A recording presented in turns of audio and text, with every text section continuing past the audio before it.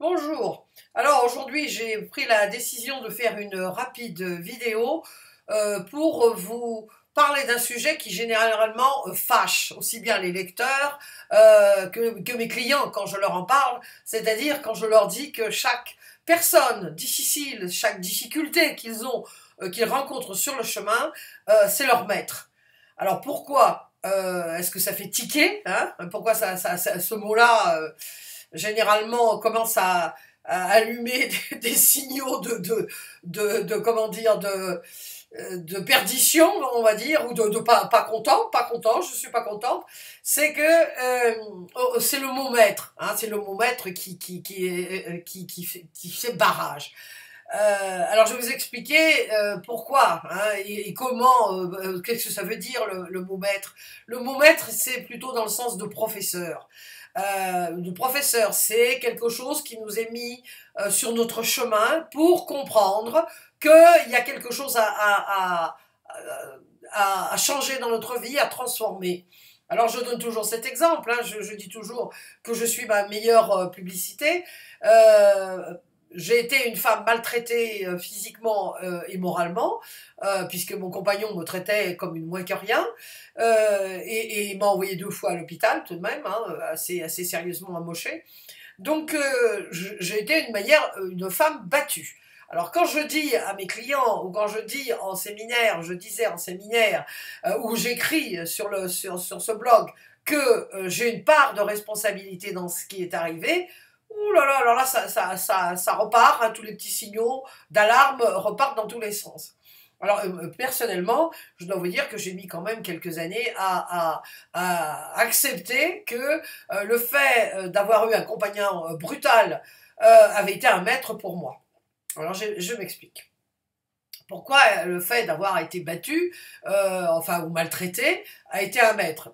C'est parce que je n'avais absolument aucune estime de moi, donc j'ai été attiré quelqu'un qui correspondait à mes vœux, quelque part, entre guillemets. Je ne croyais pas en moi, pourquoi voulez-vous que la personne que j'avais choisie pour partager ma vie y croit? Ça semble logique. Hein, tout à fait logique quand on en parle comme ça. Néanmoins, sur le moment, quand j'étais dans l'œil du cyclone, évidemment, je ne voyais pas trop comment ça pouvait, ce bonhomme pouvait être, enfin ce bonhomme, cet homme, pouvait être mon maître. Donc, pourquoi j'ai décidé aujourd'hui de faire cette vidéo et de vous faire un article là-dessus? C'est parce que j'ai une amie qui est tout le temps en train de se plaindre. D'ailleurs, j'en ai plusieurs. Hein. J'ai une amie qui est toujours en train de se plaindre. Ses enfants lui donnent pas d'attention. Ça va jamais. C'est toujours la Miss Catastrophe. Hein. C'est Miss Catastrophe tout le temps. Bon, alors j'essaye bien depuis des années, parce que je la connais quand même depuis pas mal de temps, de voir le côté positif, etc. etc. Je lui ai même indiqué le livre qui a transformé ma vie, qui était du docteur Murphy, Les formidables pouvoirs de votre inconscient, mais ça va jamais.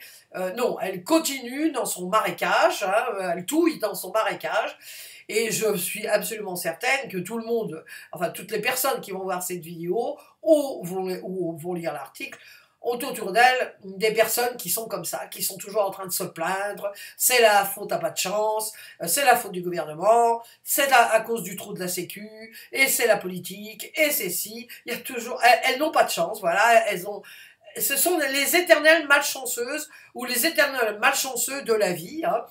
Je ne parle pas de cabossés, hein, parce que ça c'est autre chose. Là, on parle vraiment des personnes qui sont dans la victimite. Alors, la victimite, je suis victime du système, je suis victime de mes enfants, je suis toute seule. Enfin, c'est la victimite aiguë. Comme moi, j'ai été atteinte de victimite aiguë pendant pas mal de temps, jusqu'à ce que je comprenne un jour que effectivement j'avais une part de responsabilité. Alors on revient au thème du maître.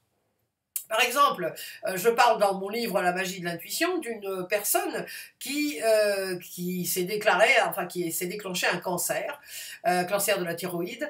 Et bon, moi je l'avais eu en consultation et plusieurs mois, on peut même dire 2 ans à l'avance, j'avais entrevu cette possibilité de grave maladie.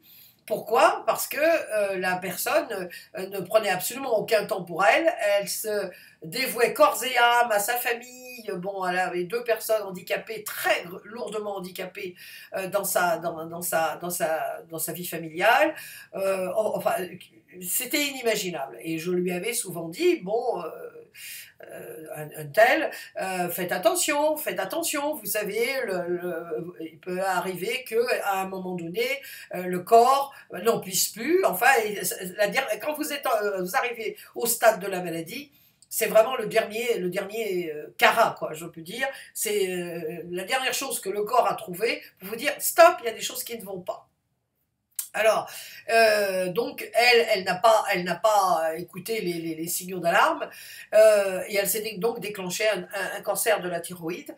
Et évidemment, quand elle est revenue et que je lui ai rappelé les conversations que nous avions eues, je lui ai dit, vous voyez, cette maladie est votre maître, parce qu'elle vient vous enseigner quelque chose. Bon, elle a bien compris, c'est une personne elle a très très bien compris ce que ça voulait dire, et elle a fait les changements nécessaires dans sa vie, même si après elle a fait une rechute. Là, après la rechute, elle a carrément changé radicalement sa vie. Des fois, on n'a pas la chance d'avoir une rechute, hein. Des fois, malheureusement, quand on n'écoute pas nos maîtres, bah, ma foi, ça peut être catastrophique. Alors, je vous parlais de cette amie qui est tout le temps en train de se plaindre, elle se plaint tout le temps de tout, et donc elle a un gros problème en ce moment de genoux, et donc ses genoux sont ses maîtres. La maladie de ses genoux sont ses maîtres parce qu'elle ne peut plus avancer.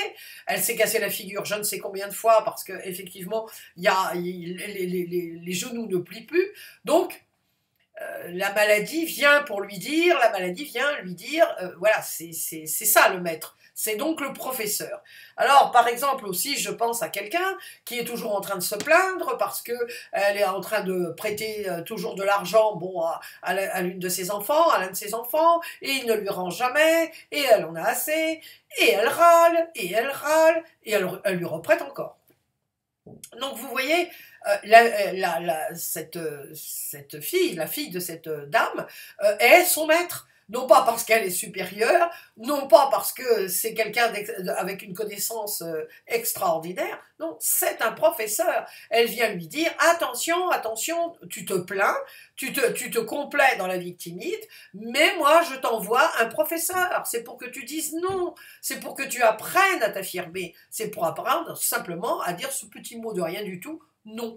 Donc, toutes les difficultés que vous avez, bon, j'ai parlé dans la vidéo précédente, quand j'ai fait de l'aquaplaning et que je me suis retrouvée à ça, de la table où j'aurais pu complètement m'assommer, bah c'était la chute était mon maître, la chute est venue me dire, ma petite Young, si tu continues comme ça, je vais t'envoyer quelque chose qui ne sera certainement pas de l'aquaplaning, enfin, ça sera peut-être beaucoup plus grave. Hein. Donc, là j'ai pris note très très sérieusement de la chose. Donc, quand on parle du maître, c'est effectivement le professeur. Qu'est-ce que ça vient nous apprendre? Ça vous apprend aussi à vous arrêter, à méditer un peu, à faire un peu d'introspection pour savoir, mais qu'est-ce qui se passe? Qu'est-ce qu'il y a qui ne va pas dans ta vie? Dans mon cas, Jung, qu'est-ce qu'il y a qui ne va pas?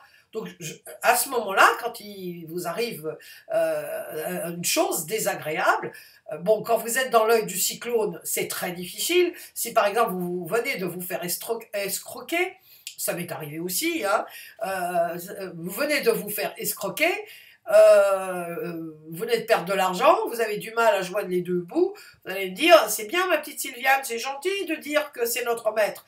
Dur quand même, bien sûr, dur quand même. Quand vous commencez à sortir du gros problème, de la difficulté, ma foi, interrogez-vous, pourquoi est-ce que vous vous êtes laissé escroquer? Bon, moi j'ai fait tout de suite le rapport aussi.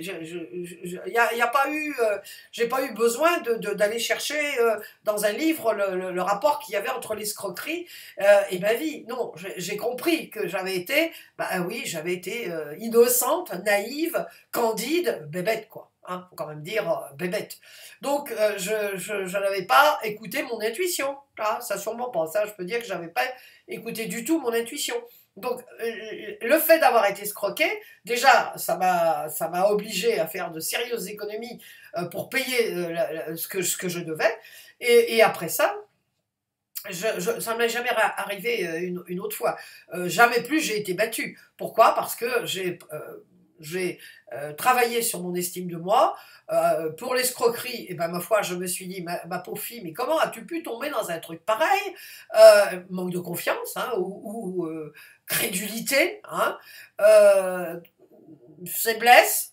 Hein, donc tout ça, ça renforce. Nietzsche disait que tout ce qui ne nous tue pas nous renforce. Alors effectivement, c'est ça. Tous ces maîtres que nous rencontrons avec beaucoup de déguisements, ça peut être une maladie, ça peut être votre collègue de travail, hein, qui vous pique la place, qui vous pique comment dire, la promotion, lui ou elle a la promotion, puis vous, cette promotion que vous voulez obtenir depuis tellement d'années, hein, vous courez derrière depuis je ne sais combien de temps, puis zut, c'est la collègue ou le collègue qui l'a. Qu'est-ce qu'elle vient vous dire? Bah, peut-être que vous vous y prenez mal, qu'il y a quelque chose qui ne va pas, ou que tout simplement le job ne vous convient pas. Donc votre collègue, plutôt que de le voir comme un ennemi, c'est un maître. Il vient vous enseigner quelque chose, il vient vous apprendre quelque chose sur vous, mais pour que ça se passe bien. Alors, quand les maîtres, on ne les écoute pas, hein, c'est comme quand on allait à l'école. Moi, quand j'étais petite, on disait la maîtresse. Ah, la maîtresse, et les garçons disaient le maître. Donc, la maîtresse, il fallait l'écouter. Si on ne l'écoutait pas, bon, on n'avait pas de bons points, et puis on se faisait punir. Mais là, c'est pareil. Le maître va revenir sous d'autres déguisements, sous d'autres façons. Et la pire des cas, ça sera comme cette cliente dont je vous ai parlé, ça va déclencher une maladie. Grand Dieu, ce n'est pas ce que je vous souhaite. Je dis seulement qu'effectivement, quand quelque chose vous arrive, prenez le temps de vous poser et de dire qu'est-ce que ça veut dire? Pourquoi il m'arrive ça? Qu'est-ce que je peux changer dans ma vie? Qu'est-ce qu'il y a qui ne fonctionne pas, qui devrait être transformé? Voilà. Eh bien, écoutez, c'était juste pour mettre au point cette notion, hein, de maître qui fait tiquer, hein, j'aime bien le mot tiquer, qui fait tiquer bien des gens. J'espère que ça vous aura permis de comprendre qu'effectivement, le mot maître n'est pas à prendre dans le sens de connaissance, mais dans le sens de professeur, quelqu'un qui finalement, quelqu'un ou quelque chose qui vient nous apprendre quelque chose sur nous. À très très bientôt, à dans 15 jours, pour une nouvelle vidéo.